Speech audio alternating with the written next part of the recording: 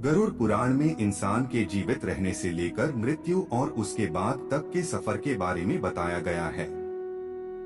गरुड़ पुराण में बताया गया है कि व्यक्ति को किस तरह के कर्म करने पर स्वर्ग या नरक की प्राप्ति होती है। साथ ही जीवन में किस तरह के कर्म करने चाहिए ताकि मृत्यु के बाद सद्गति प्राप्त हो सके। कई धर्म पुराणों में इस बात का जिक्र किया गया है कि व्यक्ति को कैसे कर्म करने चाहिए ताकि वह नरक में जाने से बच सके। लेकिन गरुड़ पुराण में इस बारे में विस्तार में बताया गया है। मृत्यु और उसके बाद आत्मा के सफर को लेकर गरुड़ पुराण में कई बातें बताई गई हैं। गरुड़ पुराण में ये भी बताया गया है कि मरने के बाद आत्मा को कैसी सजा भुगतनी पड़ती है। कहते हैं कि व्यक्ति के कर्मों के आधार पर ही उसे स्वर्ग और नरक मिलता है। इतना ही नहीं, कर्मों के आधार पर ही नरक में मिलने वाली सजा निर्धारित होती है। आइए जानते हैं नरक में व्यक्ति को क्या सजा मिलती है। कुल 84 लाख नरक हैं। भगवान विष्णु द्वारा अपने वाहन गरुड़ से की गई बातचीत को ही गरुड़ पुराण का नाम दिया गया है। पुराण के मुताबिक मृत्यु के बाद सिर्फ पापी लोगों की आत्मा को ही नरक में भेजा जाता है। वैसे तो गरुड़ पुराण में बताया गया है कि इसके लिए 84 लाख नरक हैं, लेकिन इनमें से 21 नरक प्रमुख हैं। कहते हैं कि नरकों में आत्माओं को कड़ी सजा दी जाती है। इतना ही नहीं, इन नरकों में उन्हीं लोगों की आत्माएं भेजी जाती हैं जो धर्म के विरुद्ध आचरण करते हैं। इन लोगों को मिलती है नरक में कड़ी सजा। गरुड़ पुराण के मुताबिक पाप करने वाले लोग जो धर्म के विरुद्ध आचरण करते हैं, उनकी आत्माएं लंबे समय तक नरक में रहती हैं। कहते हैं कि कर्मों के आधार पर उनकी सजा पूरी नहीं होने तक उन्हें नरक में रखा जाता है और यमदूत उन्हें कष्ट देते रहते हैं। गरुड़ पुराण के मुताबिक मरने के बाद यमदूत आत्मा को चित्रगुप्त के पास ले जाते हैं, जहां उनके कर्मों के आधार पर उन्हें स्वर्ग या नरक दिया जाता है। इसके बाद नरक के पास एक विशालकाय शालमली के वृक्ष जो कि आग की तरह दहकता रहता है से बांधा जाता है।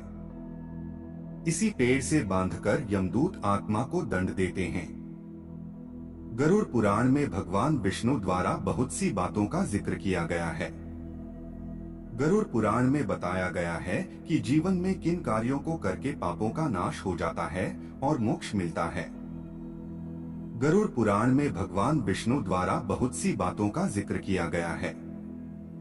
गरुड़ पुराण में व्यक्ति के लिए कई बातों के बारे में विस्तार से बताया गया है कि जीवन में किन कार्यों को करके पापों का नाश हो जाता है और व्यक्ति मृत्यु के बाद सद्गति को प्राप्त होता है।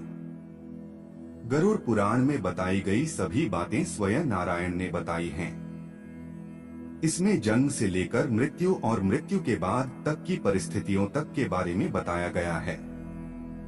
इतना ही नहीं, गरुड़ पुराण में व्यक्ति के पुनर्जन्म तक के बारे में बताया गया है। धार्मिक ग्रंथों में बताया गया है कि गरुड़ पुराण में बताई गई बातों का अनुसरण करके मनुष्य अपने पापों को नष्ट कर सद्गति को प्राप्त कर सकता है।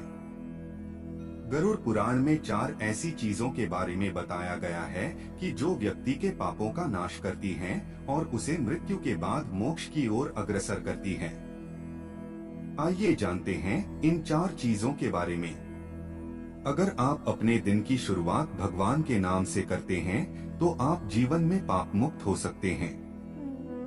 भगवान के नाम में ही इतनी सकारात्मकता होती है कि उनका नाम लेने मात्र से ही व्यक्ति के मन और विचार दोनों ही शुद्ध हो जाते हैं।